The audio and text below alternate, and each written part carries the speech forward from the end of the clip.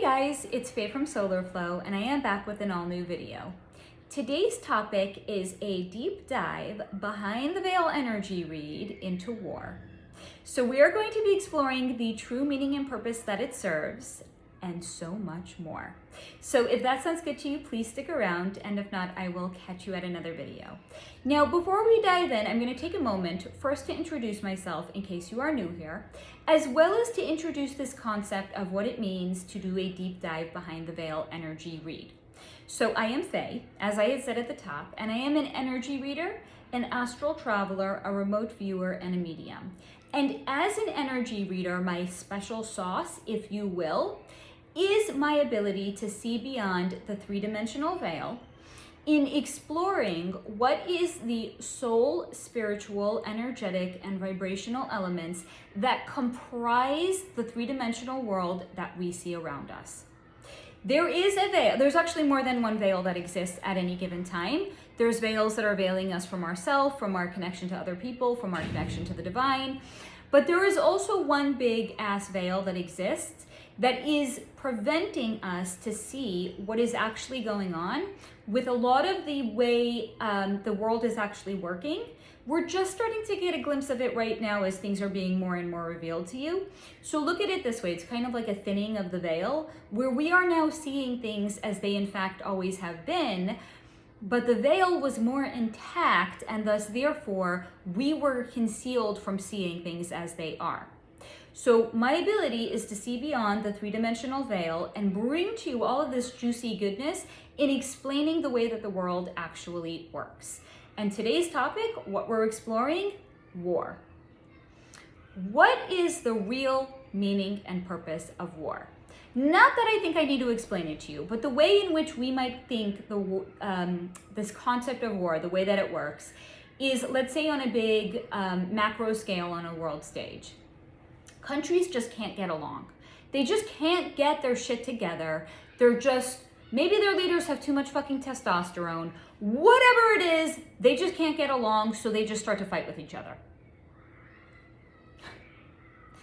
I mean, sometimes when I actually break these things down, it sounds ridiculous. It's kind of like, taking your nightmares from a child out of your mind and unpacking it in the light of day as an adult, and you actually see like, wow, this is so silly. I can't believe I was like afraid of these things when I was a child. I'll share with you, after I saw the movie Jurassic Park, I had nightmares for months. I was so freaking terrified of dinosaurs. Are they in fact real? Am I at risk of being gobbled up by a dinosaur now? No, but I still had nightmares for months.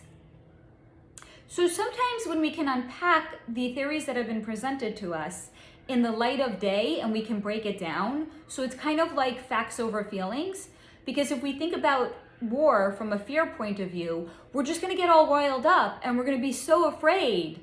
But when we slow it down and we're like, actually, hold on, let's unpack this, let's break it down. When we do that, we can actually see how ridiculous it is. So, okay, there's these world leaders, they just can't get their fucking shit together, so they decide they're just gonna go to war. Okay, let's actually see the way that war works behind the veil. And I have a great number of things on my list, and it's broken down into two categories. There's wars from days of yore, and then there's war in modern day time. Because wars have served two distinct and separate purposes and functions as time has evolved. But they've all been nefarious.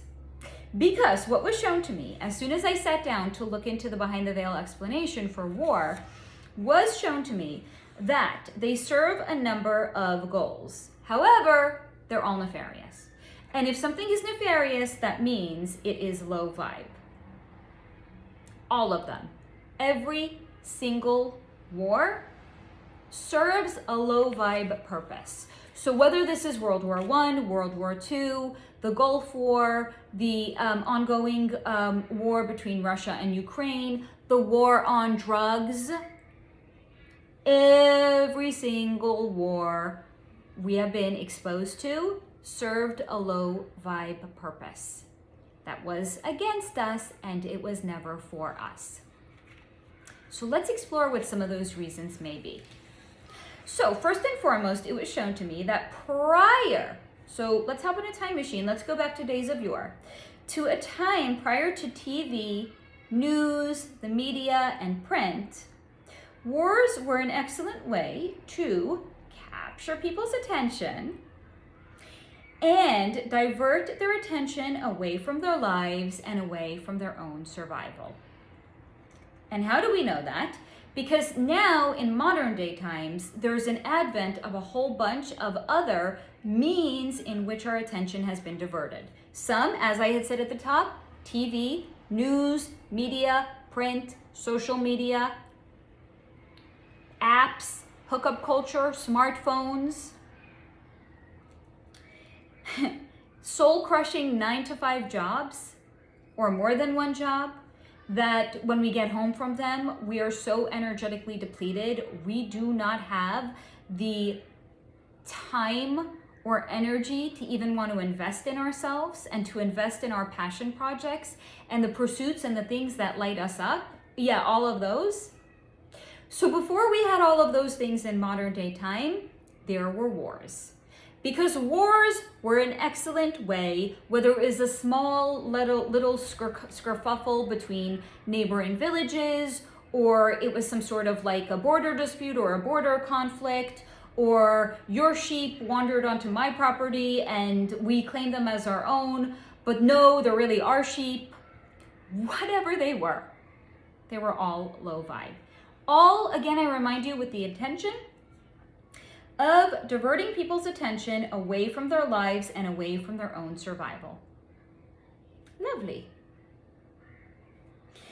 So the thought of a war coming to people even hundreds of years ago when they were living in sleepy little villages was enough to disturb their day-to-day life and their fight for survival and induced a whole lot of fear into their lives.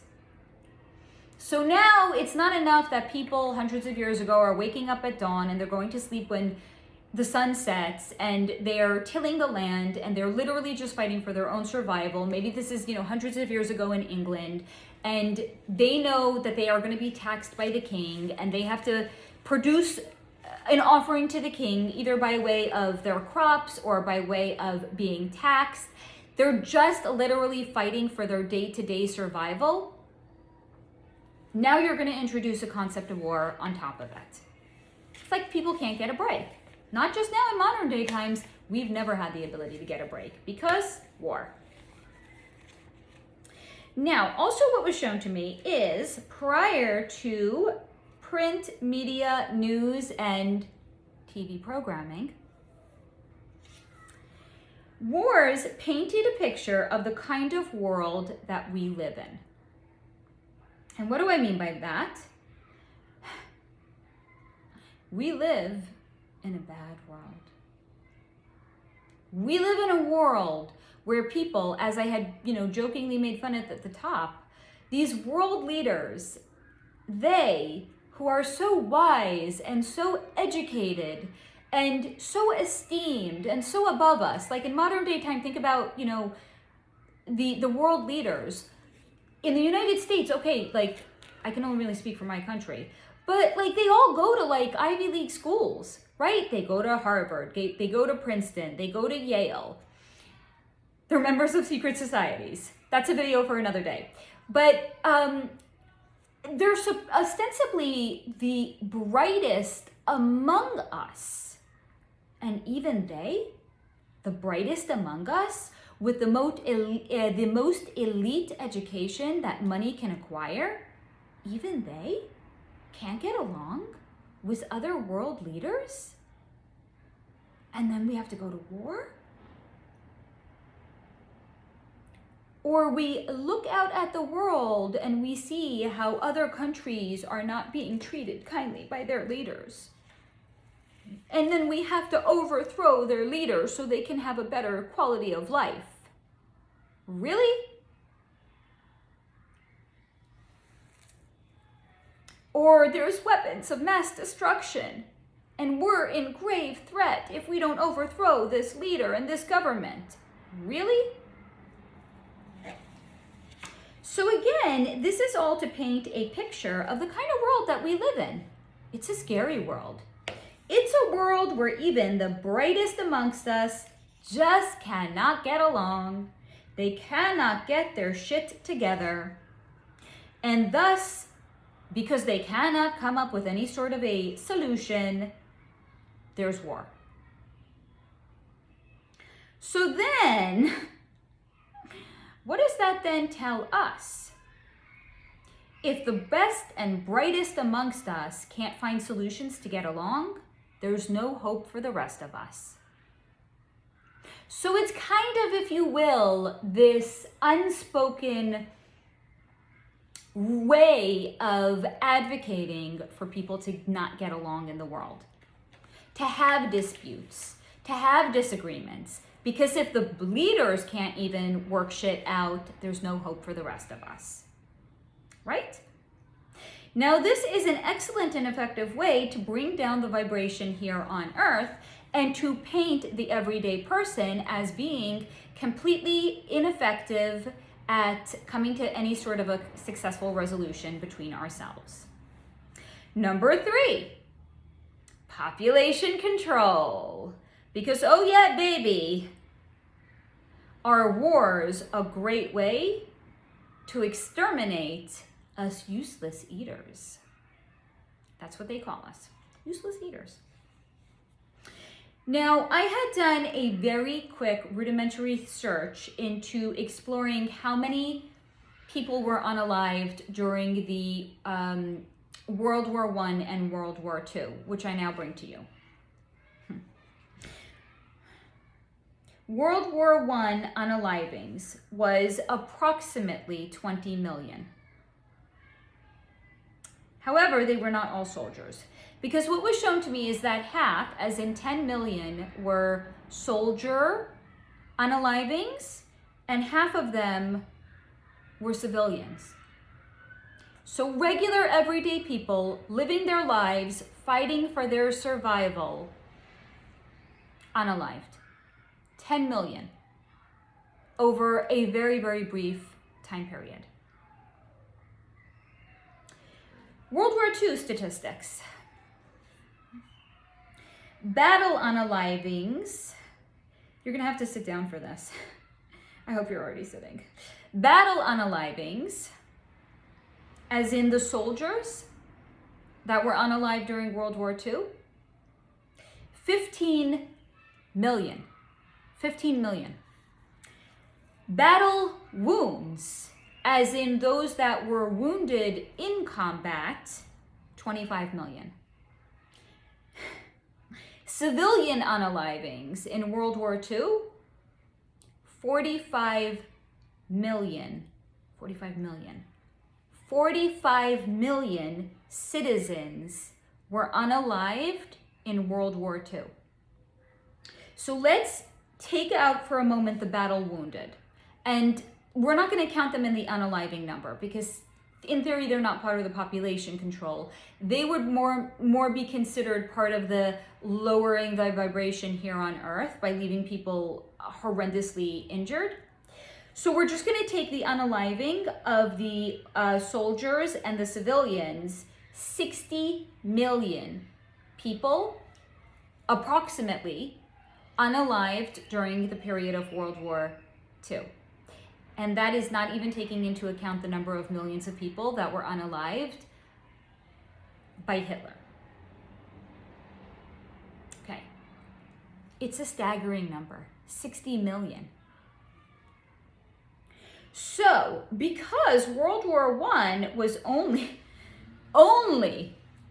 20 million, and thus it was a third of the total unalivings caused from World War II, it was shown to me that World War I was the so-called dress rehearsal for World War II, in which they had assessed what they had done, how many people were unalived, and what they would then need to do in the next World War to unalive an even greater number of people. Because yes, they actually want to unalive us. There's been, I mean, you can look at it even in today's time, there's so many people that are saying there is overpopulation here on the planet and they need to thin the herd out. Now, understand when they say thin the herd out, they're not talking about them. They're talking about us. They want to thin the herd out just enough so all of the elites can have their own servants or slaves that serve them. They don't want us to live. They don't want us to pursue our own lives. They don't want us to have any sort of our own lives or meaningful contribution or have families or love people or care about people. They don't. This is why there is such a big push now for abortion on the world stage. Like, think about it. If you don't want, as it is, you want to thin out the herd, and they're, so far to date, when I'm recording this video in October of 2024, there's only the whispers and the hint of a potential, nuclear fallout, World War III type of event. What's a way that they're really working to thin the herd? The jabadoodles, cancer rates being higher than they've ever been before, poisoning us with food. So look at it this way. They're just kind of diversifying the way in which they can unalive people. It's not to say that there may not be some sort of a World War III event. It's just to say that they're diversifying their efforts in the way that they can unalive people. But back then, right, before there was TV, I can talk, I promise. Before there was TV, news, print, social media, things like that, before there was all of this exchange of ideas and sharing of information about how, the foods that they've been poisoning us with for decades is so unhealthy, we're kind of getting savvy, we're kind of catching on. So they're gonna pivot and they're gonna diversify in a different kind of a way. But back then, before they had all of these methods, it was with world wars. 60 million in the span of a couple of years over World War II. Because that was the follow-up. That was the performance, if you will, to what World War I was. Because World War I was just the dress rehearsal. It was like, great, we unalived 20 million, we gotta amp up our efforts even more, right? They're always blathering on about overpopulation. Overpopulation is a complete fallacy. Even though there are so-called over 8 billion souls alive on the world at this time, as of me recording this again in October of 2024, the entire world population of over 8 billion people could fit into Los Angeles County alone. 8 billion in one county, in one state of one country. We could all fit if we were standing shoulder to shoulder. Now, that's one county. Again, I remind you, it bears repeating. That's one county in one state, in one country, globally. But imagine if we actually started to spread out. There's no such thing as overpopulation. But there is to them because there's too many of us. They just want enough so that we can be in servitude to them. Not to say that we're not already in servitude to them. Okay, let's move on to the next way in which war was shown to me for nefarious purposes. It creates an us versus them mentality. So think about the way race wars are being conducted here in the United States. If you've been here, if you're in the United States, or even if you're not, you probably heard that they're teaching something called critical race theory. Now, critical race theory is where kids in school are being taught that people are born being either natural victims or natural oppressors. And what is the criteria and the qualification? It comes down to strictly the amount of melanin in your skin. So if you're fair-skinned, if you're white, if you have less melanin, you are a natural oppressor. Hi, my name is Faye and I oppress you because I have white skin. But if you have more melanin in your skin and you are black-skinned from any country in the world, not just necessarily African Americans, but if you have black skin, because you have more melanin production in your skin, you are a natural victim. So Barack Obama, Michelle Obama, they're victims. Even though They were the president and the first lady of the United States. They're victims. Even though they own homes in Martha's Vineyard and they earn millions of dollars in royalties from their books, they earn millions of dollars in speaking engagements, they're victims. Now, I'm going to go out on a limb here. Yes, I'm being sarcastic with all of this, but I'm going to go out on a limb here and I'm going to say there's any number of either both black-skinned people that are watching this video from wherever you are around the globe, or white-skinned people that are watching this video. We do not have the net worth of Barack and Michelle Obama. I certainly don't. But I'm somehow an oppressor and they're somehow victims because I have less melanin and they have more melanin. So this whole critical race theory is to create a division and a separation between people. It creates an us versus them narrative. So little kids are being taught now. It's kind of, they're actually doing this, if you want to know the truth, they're doing this now specifically. They're amping up their efforts because more and more of us are starting to wake up and we're tipping the balance here on earth more towards a high vibration. So the way in which they are trying to keep us down and trap the vibration here low on earth is by teaching a low vibe concept such as critical race theory. So look at it this way. Just like they're doing on a micro scale here in the United States of America, by getting us all worked up into a tizzy about critical race theory and getting us talking about George Floyd and how he was unalived by the police and how the police are unaliving more African Americans than whites. It's because there's this inherent racism that exists in the police department that is also creating a division between the populace of any city and state in the United States and the police. Because now citizens are being taught not to trust their own police, that the police are going to look out for them because they're being taught, if you're black, the police are against you. So this is an example of it on a very, very, very micro scale. And then the police in turn are like, well, hold on. We're going to be thrown under the bus if something happens. They're taking a big step back away from actually trying to do their jobs because, you know, just like the police officer, I think his name is Derek Chauvin, the police officer that was accused of unaliving George Floyd, he's now sitting in prison. So cops are taking a big step back. Now, what does that do? This is causing more crime. Low vibe activities playing out on the world stage. But again, on a micro scale, in one city, in one state, in the United States, they're creating all of this division.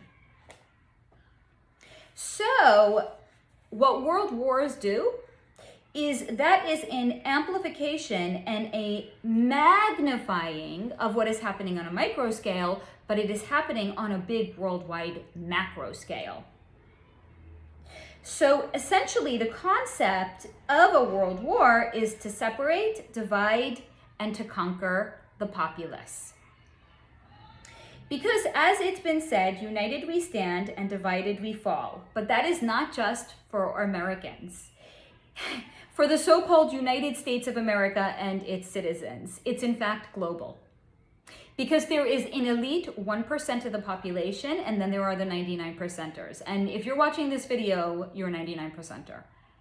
So if we can all band together as a global community and we can turn against our warlords, literal warlords, they would be done.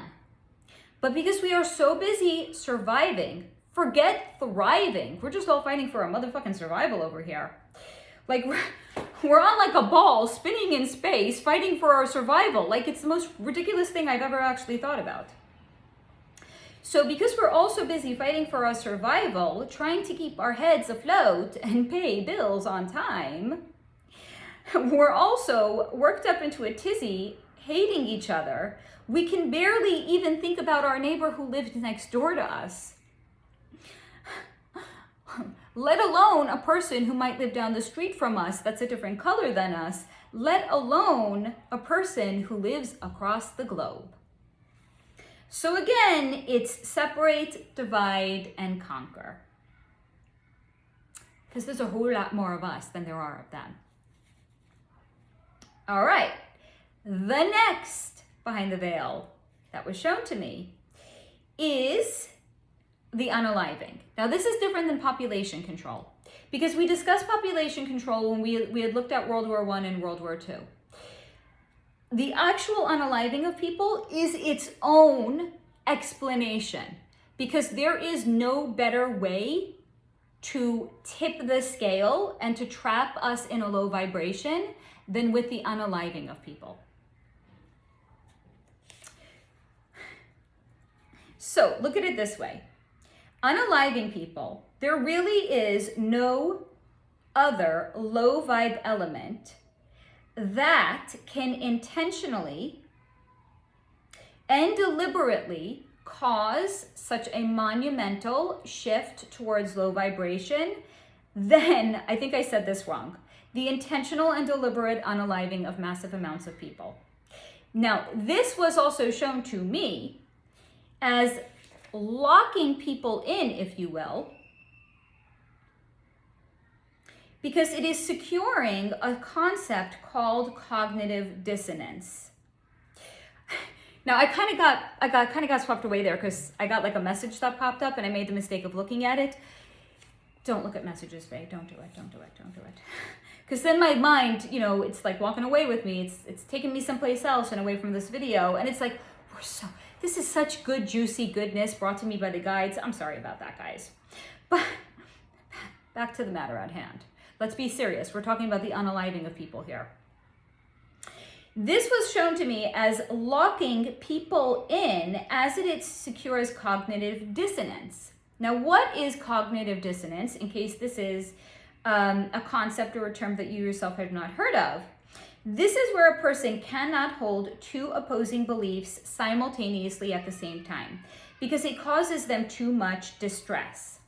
So in an event like this, what a person will in fact do is they will choose unconsciously or subconsciously, they will choose the thought in their mind that causes them the least amount of stress. Because as a species, we're stress adverse. I mean, who the fuck can blame us? Got more than enough stress to go around, We're rather stress adverse. But especially the bigger the cognitive dissonance is, the more on a big, massive scale, people are just going to divert their attention away from the thought that is causing them distress. And they're consciously or unconsciously or subconsciously, they're going to attach their mind to the concept that assuages the stress and doesn't enhance or add to it. So, for example, let's bring this into some sort of a reality here.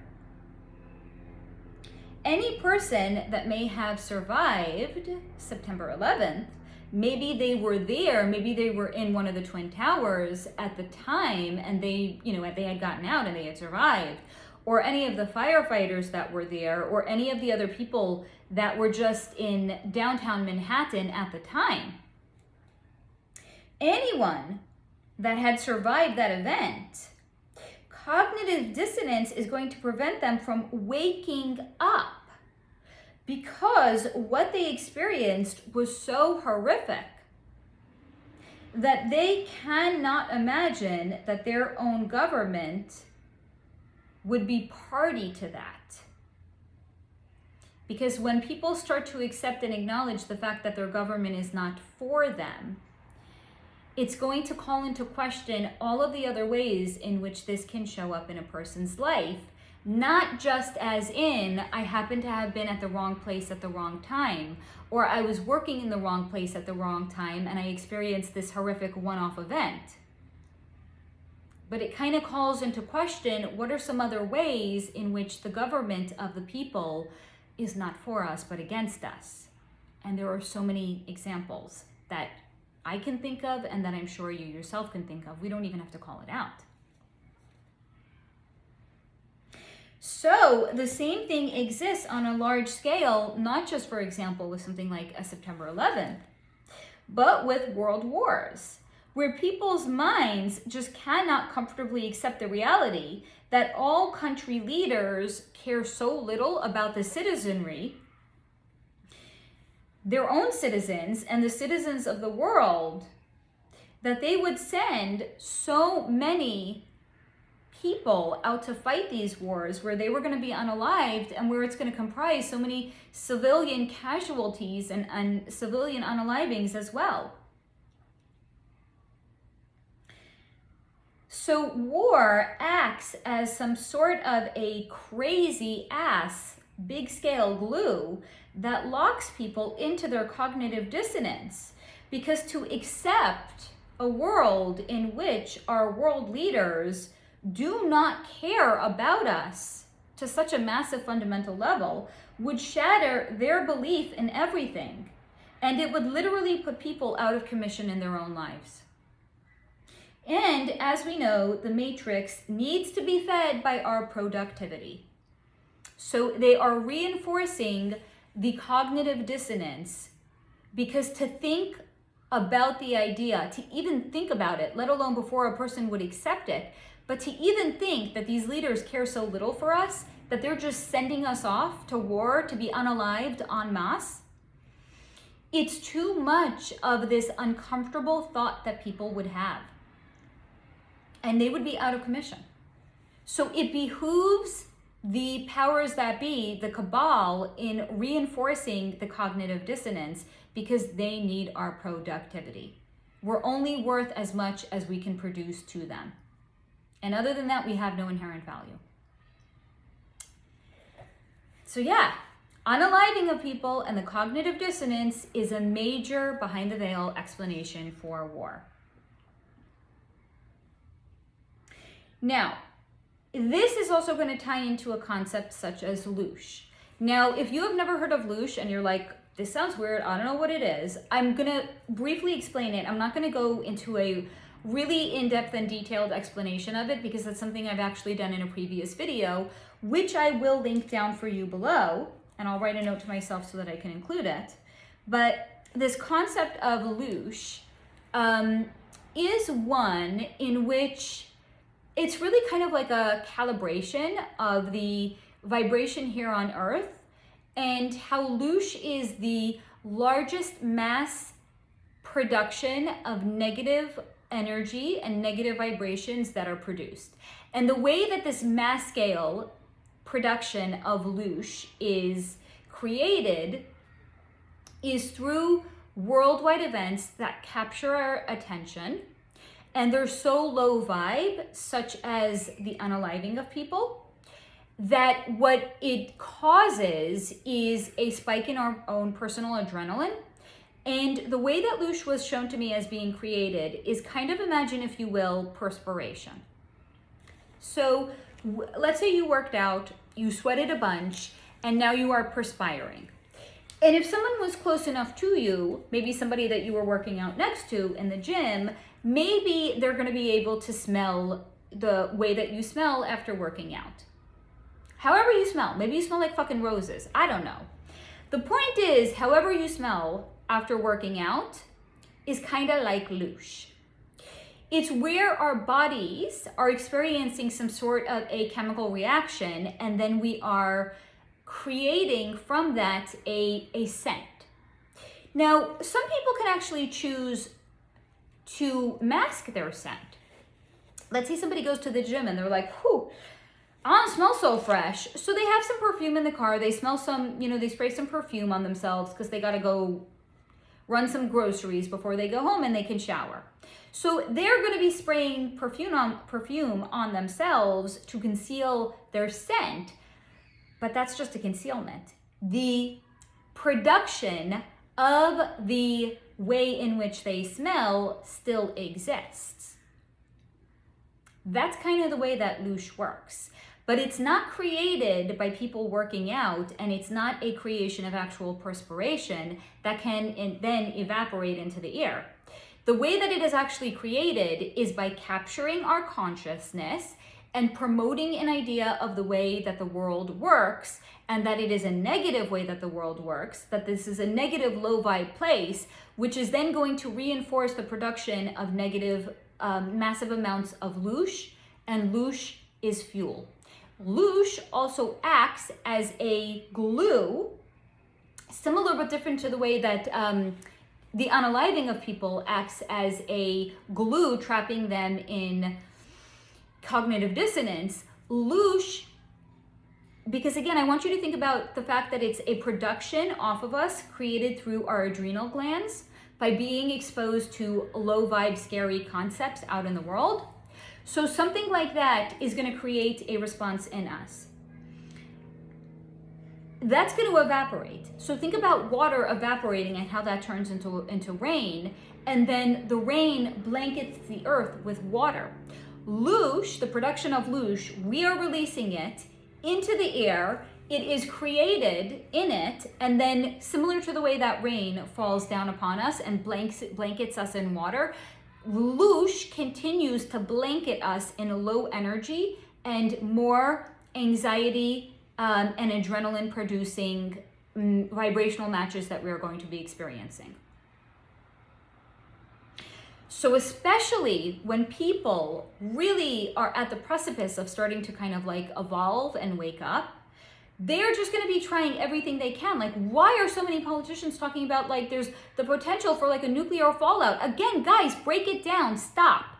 Facts over feelings. I know it's scary to think about there being like a third world war where there's going to be like nuclear fallout. I want you to break it down and think about it though, logically. So we are, getting involved in a war with backing up Ukraine, and Ukraine is at war with Russia, and Russia has nuclear warheads. We have nuclear warheads, they have nuclear warheads. So because we are backing up the weaker of the countries and going up against Big Daddy Russia that has nuclear weapons, there's this threat that there's going to be a nuclear fallout. Break it down and stop and think about it for a moment, guys. Does it really make sense that there's going to be a nuclear fallout? It will be the end of life on Earth as we know it. And yes, sure, there are elites that have bunkers that they can go and they can hide in. How many years are they going to have to live underground before they can come back up if there's going to be a nuclear fallout here on Earth? So again, break it down, facts over feelings. It actually doesn't pass the test in the light of the day, just like the nightmares that I had as a wee little one after I had seen Jurassic Park don't really stand the light of day through the lens of me being an adult. So when we break it down, facts over feelings, it doesn't pass the test. Yes, they have nuclear bomb shelters that they can go and they can hide in. Yes, they have crops that are growing out under there. Guys, do you really think people are going to want to live underground for 10 years without sunlight? They're all going to be fucking depressed. What's the point of fucking surviving a nuclear fallout? You don't even have like access to the sun. Okay. So it's just being put out there to produce a lot of fear in us. Fear, creation of loosh, perspiration being released into the air, this atmosphere covering us of this fear, which then rains down upon us and reinforces more fear, more fear, more fear. It's just a creation of fear porn. That's all loosh is. And it is to line us up and lock us and trap us in a low vibration. Because we are awakening en masse. If you're here and you're watching this, you're proof of that. Loosh, baby, loosh. And another big one, guys. Another big ass explanation for war that is so low vibe. They are sticking it to God. Because the elites, the 1%ers, the cabal, they are obsessed with knocking God down. And through knocking God down a peg, they're trying to promote themselves as gods. This is something I've spoken about in other videos of mine, but like, what is the whole trans agenda?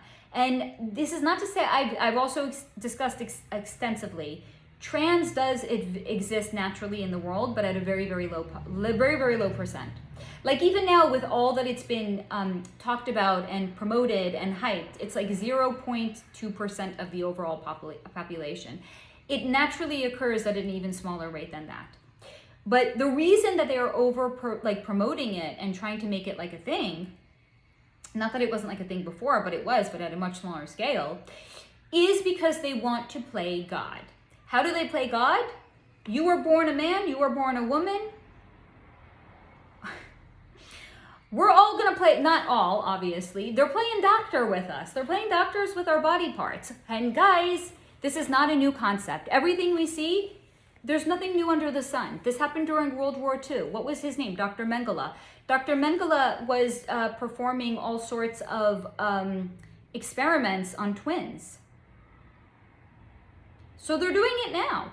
But whereas Dr. Mengele was doing it without the patient's consent because they were literal war prisoners, now they're actually doing it with our consent because everyone's out there hyping it now like, oh, we got to protect the trans movement. Oh, we got to, the influencers are all talking about like, we got to protect them. We got to protect them. We have Biden talking about it. We have Kamala Harris talking about it. And again, it's like 0.2% of the population. They're trying to get us to consent to being little lab rat experiments. But also, even with our consent, what are they doing? They're sticking it to God. God, we can mess with the bodies that you have created of your children, that you have created perfectly in your image. We're going to mess with them. God, we're going to stick it to you so damn much that we're going to unalive your children. That's how powerful we are. You can create them, but we can unalive them. That's another big one for war. Sticking it to God. Now, if you are still here, if you have made it this long, we're next going to be exploring the modern day explanations of war behind the veil. Because, oh yeah, baby, has it changed over time. There is the existence of all of the ones that I have discussed up until this point. Now, there's the modern advent of war behind the veil. So here we go. What was shown to me? The so-called new and improved three-dimensional, but really behind the veil explanations for war. Number one, new ways to tax citizens of any particular country. Because man, do they love war, and man, are wars expensive. Do you know that if you are in a country, even if you are not currently at war, if you live in a country that is supporting war efforts in another country, we pay taxes to pay for that war. Did they consult us? No. It's the ultimate taxation without representation. No one consulted with me if I support the war efforts in Ukraine. Doesn't fucking matter. I pay taxes to support the war effort. So, wars in modern day time are an amazing way to further tax people after we have already been taxed almost nearly to the point of not being able to survive. Now we have an additional taxes on top of it because we have to send our tax-paying dollars over to Ukraine. Again, I was not consulted. So again, it is a further way to strip us of our hard-earned money, leaving even less for us. Guess what? Also, because our money, we're being taxed to send money to Ukraine. And I don't personally have anything against Ukraine. I don't give a fig about Ukraine. And they don't give a fig about me either, other than the fact that we're funding them. But here's another interesting thing. The fact that our tax funds are being sent to support war efforts in another country, they're actually, in fact, making us complicit in this low vibe endeavor. We were not consulted. It's the ultimate taxation without representation. Our tax money is being sent to support a war effort in another country. What does that do to us? It is trapping our energy into a low vibe because we are paying money to support a war effort, i.e. we are paying money to create a low vibe energy here on Earth. So it's another example of them trying to lower our vibration. More examples. Oh boy, money laundering. I don't think I need to even say anything more about this. The amount of money laundering that actually happens through world wars on a modern day scale is staggering. And I'm going to touch upon just a tiny bit of that in a moment. It also is the creation of multi-generational wealth. How so? Has anyone here ever heard of Dick Cheney? Do you know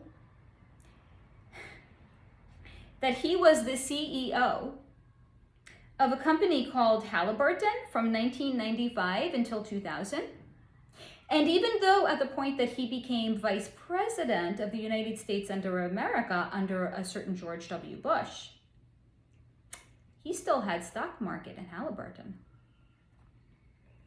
And Halliburton made 39.5 billion with a B dollars, billion with a B, off of their involvement of the Iraq War alone. So anyone who owns stock in Halliburton made a heck of a lot of money. And that's just one example of one person who made a shit ton of money because they own stock in wartime efforts. Now, I'm going to my other notebook because here's the thing. Have you guys ever heard the expression, rules for thee, but not for me? I'm going to give you some modern day examples of what that looks like. If a regular citizen is found guilty of insider trading, they can do prison time. But those that serve in our government, if they are known to have involvements in insider trading, nothing happens to them. And I'm going to prove it to you in a minute, okay? Now, what is insider trading? In case you don't, and this is I'm far from an expert on it. This is like anecdotal evidence. So I'm sure there's people, Agent Smiths, that will know this far better than I. But insider trading is essentially, let's say, like what happened with Martha Stewart. Martha Stewart had a financial advisor, and the financial advisor had insider tips of what was going to happen with a particular stock. And that was passed on to her. And then she had advanced knowledge of what was going to happen. So she would either buy stock when it was low before it was about to expand, or she would sell stock before something was going to happen and it was going to crash. That's called insider trading. Guess what? Martha Stewart also actually had gone to prison for insider trading. But we also happen to know there's a certain somebody by the name of Jeb Bush who also was involved in insider trading. Because how convenient, on September 10th, 2001, he made a number of very notable deals connected to airlines. Insider trading much? I report, you decide. Now, war also earns a fucking shit ton of money. Both in terms of those that are involved in it, right? So for example, companies like a Halliburton, which is a publicly traded company, and a publicly traded company has one goal and one objective, and that is to make money for the shareholders and the people that own stock in such a company. So they will do anything that they can or anything that they need to produce more value in their company so that their shareholders are earning more money. A la a Dick Cheney, even after he was no longer CEO, but owning a shit ton of stocks in Halliburton and getting a piece of the pie of their $39.5 billion payday from the Iraq War alone. So, let's explore why there are so-called neocons. And what's a neocon? A neocon is like all pro-war. It doesn't matter like what side of the aisle they come from in the United States, whether a Democrat or the Republican. Why are they so pro-war when it used to be the conventional wisdom is like certain parties were like anti-war? They're so pro, they like salivate at the mouth just thinking about war. Why? Because these people own stocks in privately owned companies that have government contracts to create either weaponry or helicopters or the uniforms that the soldiers are wearing or any number of other things that are going to support a wartime effort. They own stocks in the company. Now, I had done, because I can be a useful researcher when I have to be. I don't like researching. because it goes against everything I stand for, which is like, I don't want to talk about like a narrative that's been out there. However, in this case, this is a narrative that's not out there nearly enough. And it's maybe something that we can be talking about more. So we're going to kind of lend my behind the veil expertise to enlightening perhaps why there are so many people, irrespective of what side of the aisle they are on, that appear to be so pro-war. Here's why. There's a research I found, an article that I had found online. The name of the article is Members of Congress Who Profit from War. Now, isn't that interesting? Because there are a great number of United States senators and representatives who own stock in Lockheed Martin, the Northrop Grumman, Raytheon. I was so excited when I found this. Okay, let's try that again. They own stock in companies such as Lockheed Martin, Northrop Grumman, Raytheon, and other top defense contractors. And 51 members of Congress and their spouses, and this is notable and I'll tell you why in a moment.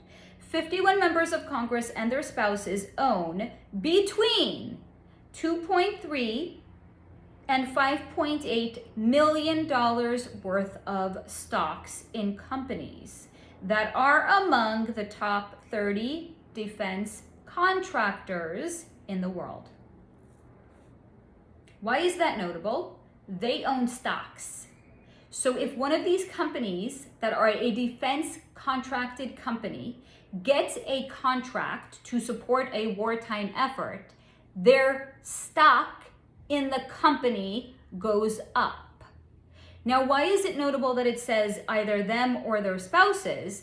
Because ostensibly they could say, I don't know what my spouse is doing. This was their investment. I didn't know about it. So it allows them to have the appearance of deniability. Okay, so let's say they really don't know what they're... Again, facts over feelings, y'all. Really? They're not talking about it? I don't know. Say while they're brushing their teeth in the morning? Say over like the dinner table? Say when they're meeting with other people in Washington that are also politically connected? Really, they're not talking about it? Okay, sure.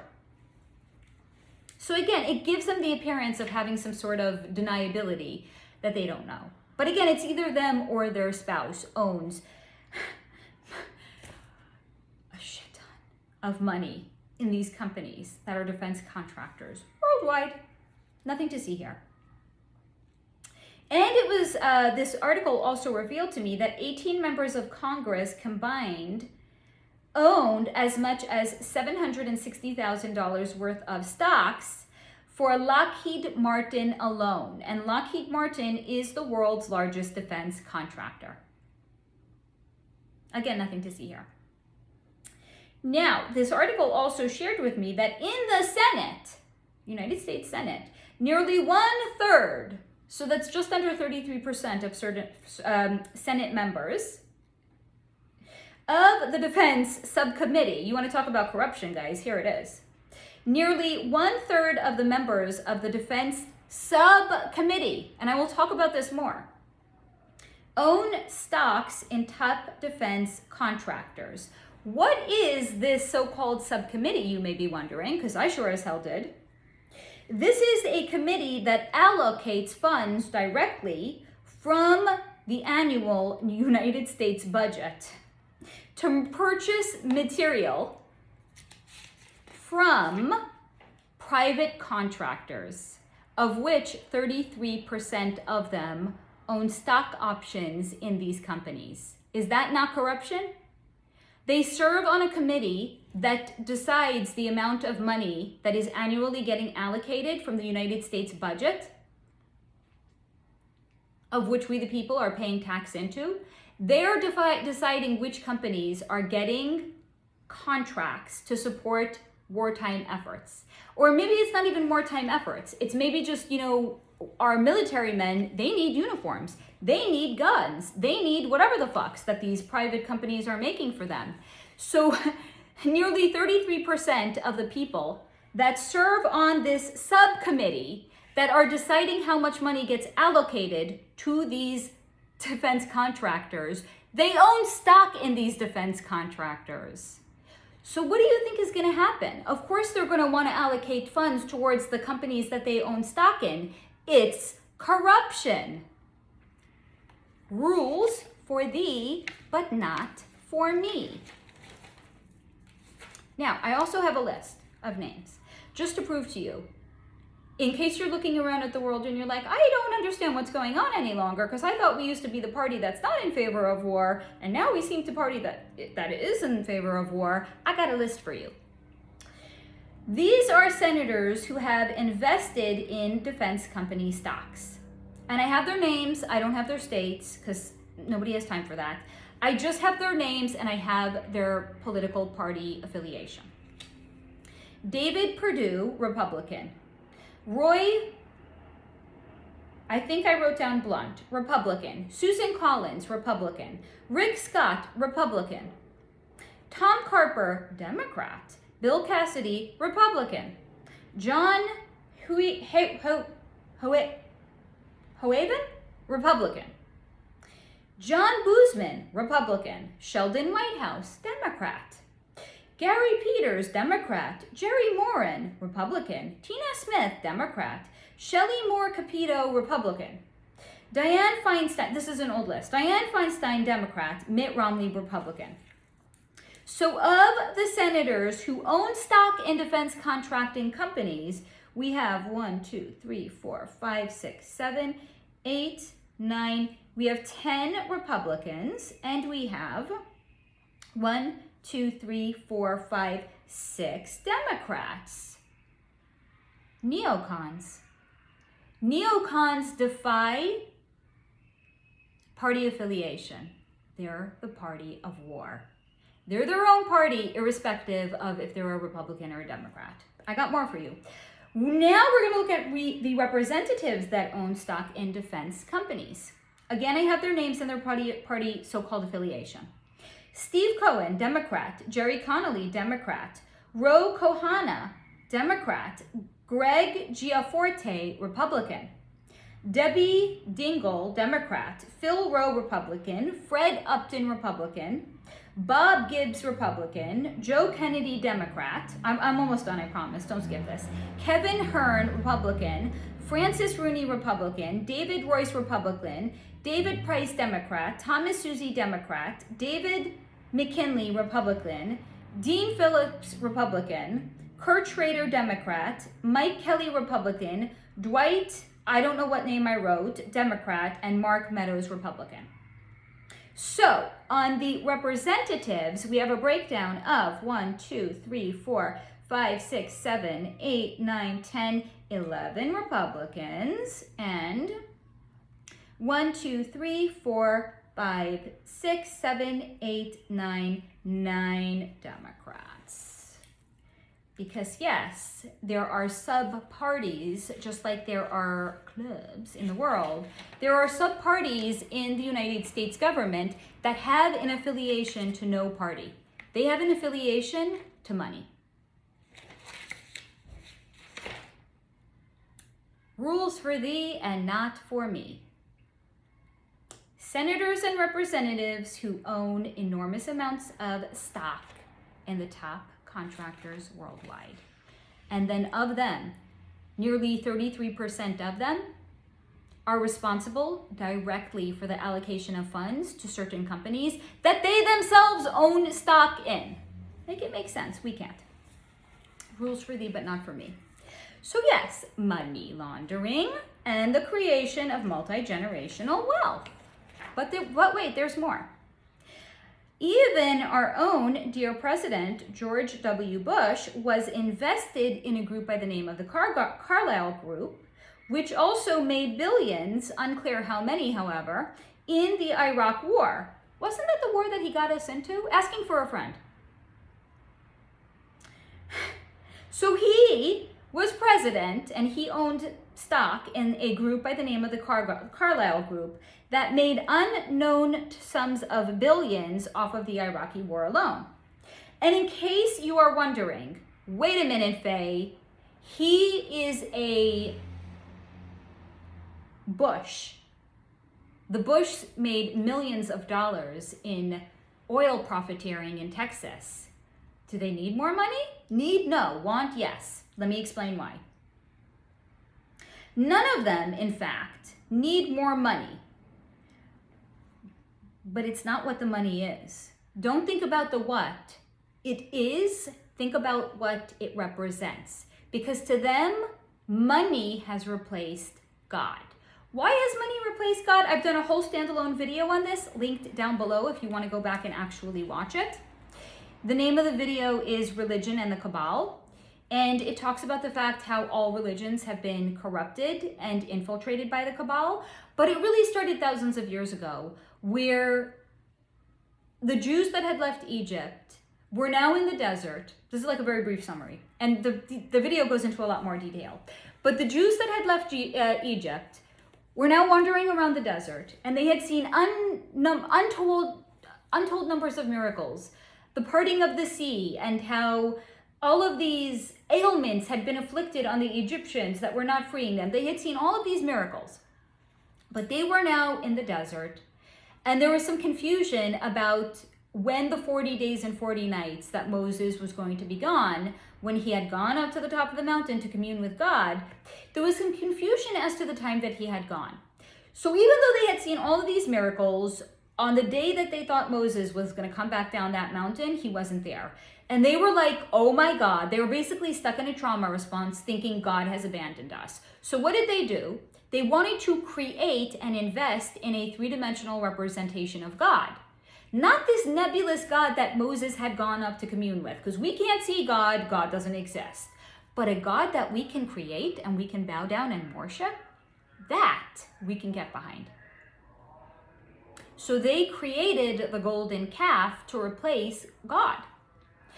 And this created a resonance, an energetic resonance in those that stepped away from God, because they literally stepped away. There was a delineation. We no longer believe in a God that we cannot see. We're going to create a God that we can see. There was a delineation. Thus began worshiping golden calf over a God they could not see. And in time, what does gold represent? It could be physical gold, yeah, sure. It could represent money, priceless antiquities, literal physical blocks of gold, anything that there is a demand for, but there's not, like supply and demand. There's more demand than there is supply, because it's a finite resource. Because when you worship a finite resource, then everybody else that you see in the world that could get their hands on that finite resource, they are a threat to you. This is also going to explain further why they wanted to depopulate us, because we are competing for a finite resource. We are competing for their God.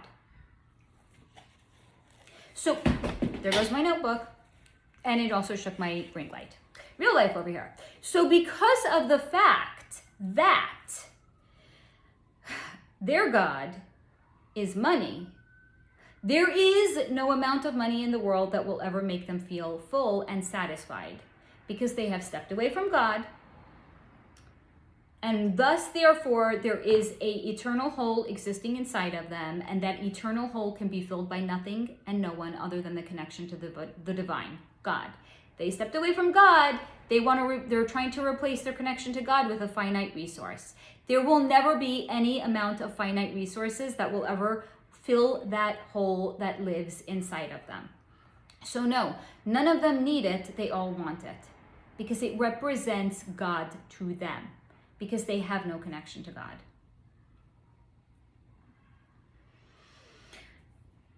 And many large corporations that are privately owned have government contracts.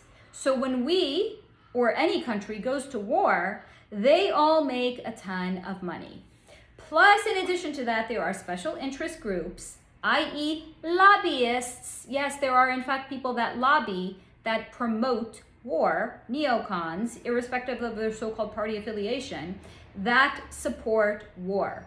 They support war because they make money on it. See parts passing, that entire list I had gone over of people that invest in companies that have defense contracts for the creation of war. It is literally profit over people. Yes, let's just establish that. Now, in addition to that, as I had shared earlier on, this is going to, even in modern day times, it's going to perpetuate this idea of an us versus them mentality. So again, I'm going to touch upon what happened in September 11th. Many Muslims after September 11th were targeted for no other reason than their religious affiliation. They were just the scapegoats, us versus them mentality. In addition to that, the cabal likes to support and set up new militia in faraway countries. And that is all funded by the CIA, which is funded by us, the American people. And thus, what is that all good for? To blame events that happen on a worldwide stage that are in fact nothing more than distractions, diversions, and a further creation of loosh. And it is also done to topple one world power while setting up another somewhere else. So essentially, what the cabal is doing is they are playing chess with countries, with citizens, and with actual human lives. Now, I'm just going to go back for a moment and touch upon what I had said, which is how the cabal likes to set up and support new militia in faraway countries. And then they're setting them up, they're funding them, they're supporting them, and then that country or that militia is being blamed for some worldwide event that has happened. So again, let's back up for a minute and tie this back to September 11th, because while unfortunately September 11th was a horrific event, it's also the gift that keeps on giving, strictly in terms of examples it is providing to us. So what happened with September 11th was, prior to that, or actually, there's somebody by the name of Osama bin Laden that had supposedly taken, he had said he was responsible for it. And Osama bin Laden had a militia that was created by him, but not really by him, because, I mean, it was created by him, but it was really created with funds from the United States CIA. And it was created with the intention of his group. What was the name of his group? I'm thinking of, was it Al-Qaeda, I think? But they had basically taken the responsibility after the Twin Towers had come down, and they said that they were responsible for it. But Osama bin Laden was a CIA asset. He was a CIA shell. He set up Al-Qaeda with funds from the United States government and the United States CIA and us, the United States citizenry. So it was paid for and it was orchestrated by the United States government, but it was blamed on them. And it was a creation of loosh, and it was a distraction, and it was creating all sorts of low vibe energy here on Earth, and it was the creation of an us versus them mentality. What else does it do? It topples one world power while setting up another. Now this, I have actually looked into all of this that I'm talking about right now with Osama bin Laden, was discussed in a members exclusive video that I had done on Osama bin Laden and September 11th. And if you want to learn more about my fantastic membership, where we do real deep dives into a lot of this stuff, there is a link to my membership down in the description box down below. So what did they do? Basically, by bringing down the Twin Towers in New York, that was symbolism of how New York was energetically being decapitated. And they were then going to start to invest funds elsewhere. So in a 20-year period, thereafter September 11th, New York really had this, rebuilding effort. It never really recovered. And if you disagree, you do you, boo. I completely respect your opinion, but, I grew up in New York, so I've gone back and I've seen it. It's like, it's just dead. It's just not the way it used to be energetically, certainly.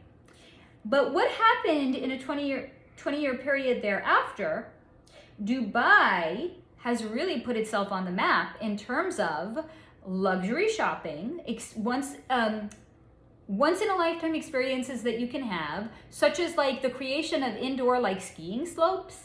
Haven't seen it myself, haven't been there. I have friends that have gone there and I've heard about it from them. Dubai went from being like some sand, and it's now like a worldwide attraction. That's not coincidental. This is the activities of the Cabal.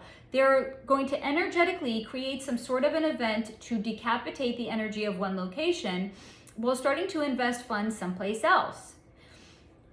So, but even though this is all by design, we don't necessarily see it because we are too busy cleaning up the mess that our overlords are created. And it's done to energetically knock down one location on the globe a peg. So essentially it was shown to me that the Cabal is doing with a war, or specifically on this particular subject about war, what they are in fact doing with a war is what nature does over a very long and extended and prolonged period of naturally over time. I remember learning this in like 6th grade science. I can't remember fucking celebrities' names, but like what I learned in 6th grade science, yeah, I remember that apparently.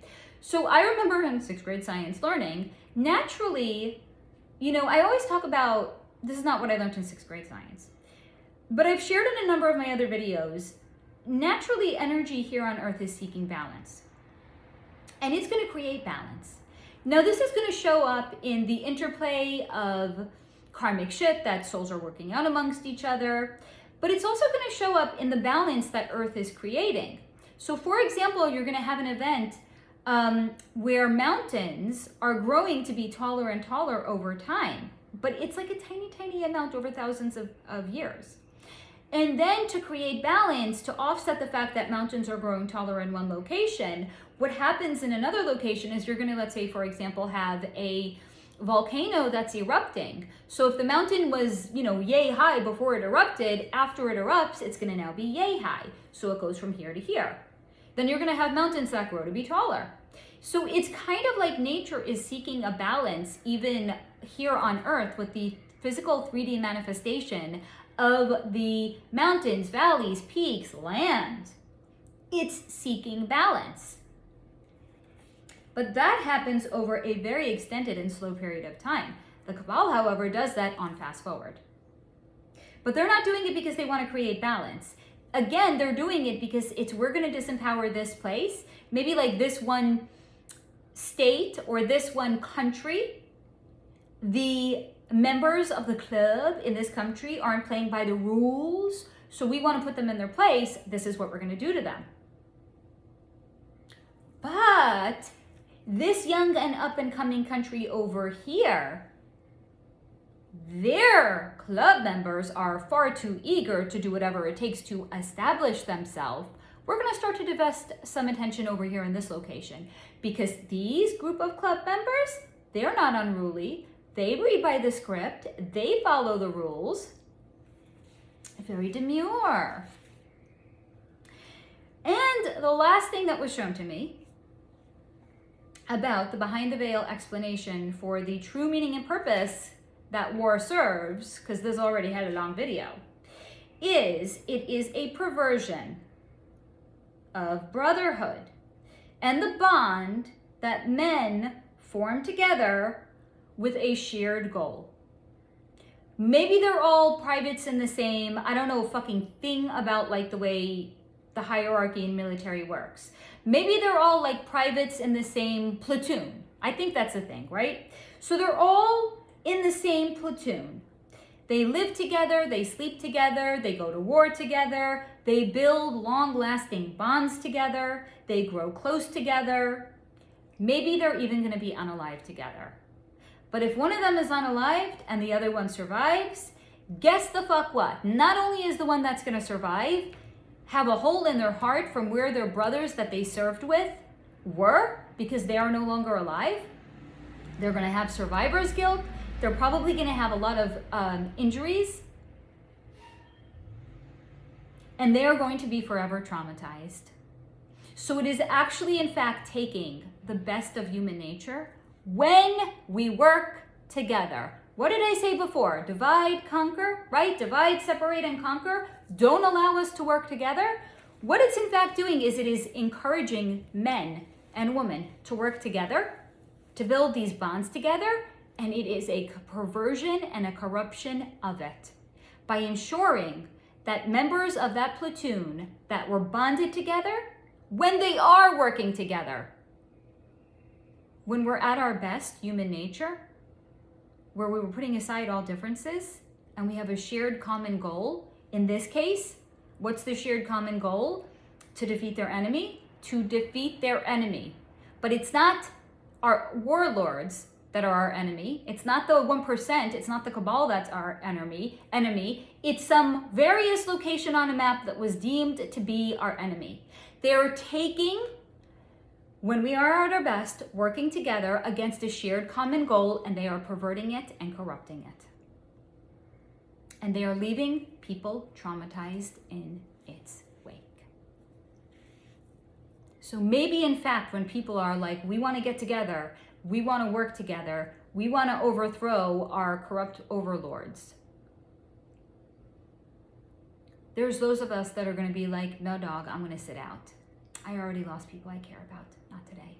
Not ever again. So this concludes the lengthy Behind the Veil energy read into the true meaning and purpose of war. I hope that you have enjoyed this video, perhaps found it to be thought-provoking or insightful. I remind you to please take what resonates and to leave the rest behind.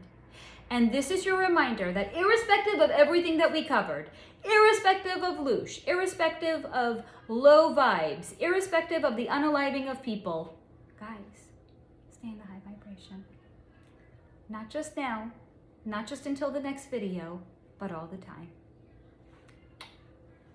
Sayonara. I love you. Stay in the high vibration.